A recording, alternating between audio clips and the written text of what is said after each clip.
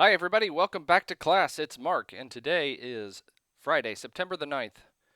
It's an important day at my house because it is my son Jacob's 10th birthday, so I'm in a festive mood. I hope you are as well. Today, we're going to be discussing your very first draft of the classical argument. There is a fair amount of reading to be done in this session in addition to writing the draft, but it's a manageable amount. So I'm going to jump directly into the class sessions folder, and we'll take a look at session 4. And discuss your first writing project. And I've had students in the past tell me that they thought of the different styles of argument essays that you have to write. This one's the most straightforward. It seems to be the easiest. So I think it's a good thing that we're starting with this one. Here are the readings for this week. And as I've talked about before, there's a lot of reading in the front half of this class and less so at the back end. So make sure you go through each of these folders, and particularly the ones on the argumentative style, ethos, pathos, and logos. I won't open those now. I know you will, and as always, I recommend that you print what you've read so you can take notes on it. Before we get into the essay, there is one other discussion board on the matrix. First of all, make sure you do this in this order. Watch the video. It's right here. It's not terribly long. I'm not a big fan of this particular video, but they didn't ask me. Watch this first, and then note the logical fallacies, there may be more than one, that appear in the video, and post your original response of about 250 words. And also make sure that you post responses to at least 2 other students. We've had everyone do a fairly good job of getting their original posts in, but not everyone is posting the responses. And these are some of the easiest points in the class. So make sure you do respond to 2 other students. I want to spend most of our time talking about the classical argument draft. And this is only a draft, it's not a final. And you will be writing about the subject you selected for your topic proposal, and we'll be using that same topic throughout the rest of the course. I have not read your topic proposals yet, although I have discussed them with several students by text. Students wanted to reach out to me and make sure that their topic was one that I thought was adequate, and in fact all of them were, but it's good that they reached out to me. I will get your topic proposals reviewed very quickly. But remember, you're writing about that topic and nothing else. Let's take a look at this PowerPoint before we get to the assignments. And make sure you look through this carefully. I think it's pretty well done. If it opens. There we go.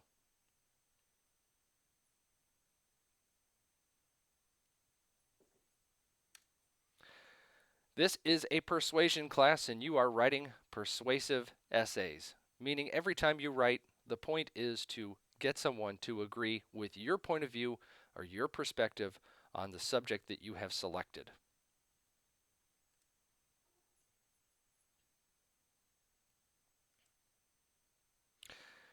In your essay, you need to use at least one of these types of appeals to persuade the readers of your essay. And as I talked about in the most recent video, the one for session 3, they can be ethical, they can be logical, or they can be emotional. And when we say emotional, it could be strong emotions of happiness, strong emotions of despair, or anything in between. But it is based on an appeal to the reader's emotions. Pick one that fits best with your topic and with your perspective and your way of thinking, and write your essay designed to persuade using that approach.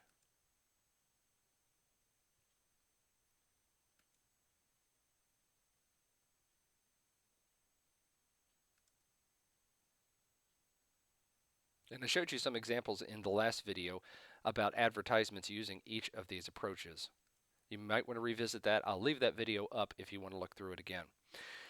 Here's the most important part, the model for a classical argument. First of all, tell me, what is the issue? You don't have to necessarily state, in fact, I would prefer that you avoided stating your opinion in the first few sentences of the opening paragraph. In other words, just lay out what is the issue. Then at the end of that, make sure you insert your thesis statement telling me which side you are going to persuade the reader to. In the body of the paper, of course, you want to put out your claims and your evidence.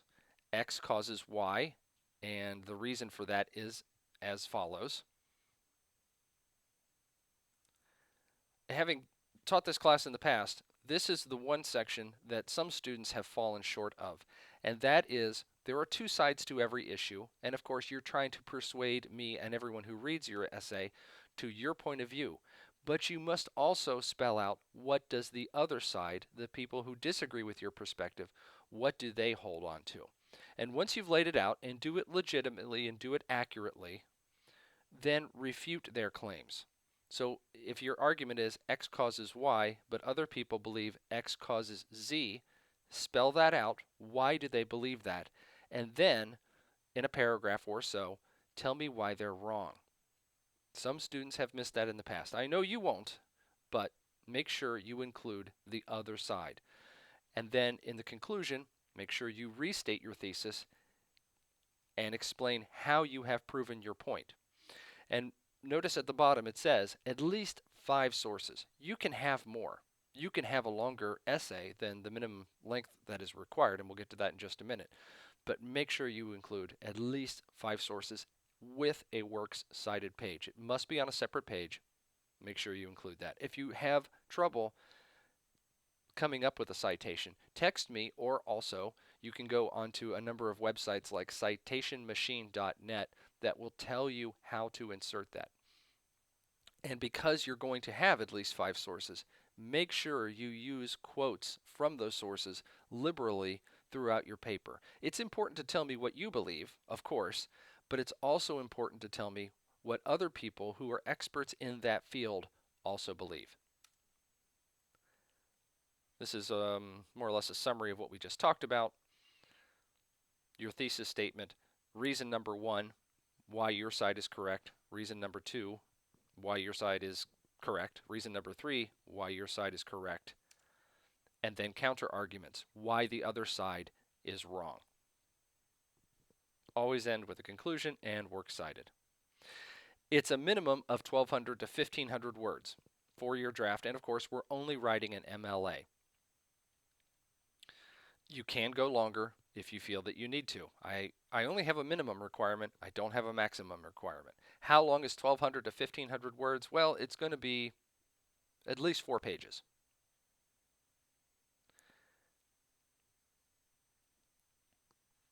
And your sources should come from the campus library, and we'll look at that in just a second. Of course, I've mentioned this before, never, ever use Wikipedia. It's not allowed. If you're not familiar with the campus library, although everyone in here should be because you're all seasoned students, it's on the Campus Connect tab. Click on Library, and this one is Library for Southeast. I don't know if everyone is attending from the Southeast. You could be from another region. You may have a different tab here. But check on that, click on that, excuse me, and go in there. There's also Ask a Librarian tab in here, so if you're unsure about how to search for something in particular, well, you can ask in an online chat session, and they will help you out. It's very good information. We'll take a quick look at the instructions, although I think we've covered all of this. But if there's something that I have not covered that you still wonder about, well, you know what to do. Text me at 812-498-4200.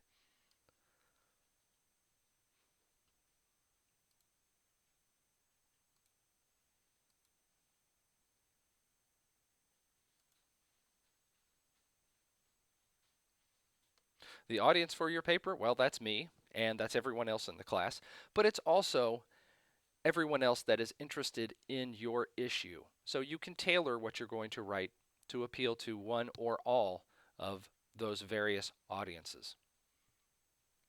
Again, make sure you use at least 5 outside sources in addition to your own opinion, which you will state in your thesis and in your conclusion. Again, make sure you refute your opponents. Print this out, it's pretty good. We are only turning in a draft this time. It is not a final. You'll get reviews and feedback from me, and you'll also get reviews and feedback from everyone else in the class because we have a discussion board where you will post your essay and others can comment upon it in the peer review.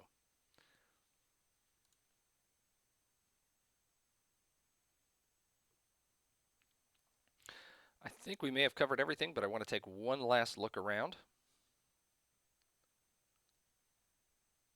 The readings, there's a lot of them, I know, but get through them all. Do the discussion board on the matrix. Make sure you watch the video first. And here's everything you need for the classical argument draft number 1. I've mentioned this before and I'll mention it again. There's also tutor.com if you want to have someone do a free review, proofread of your essay before you turn it in. That's available to you.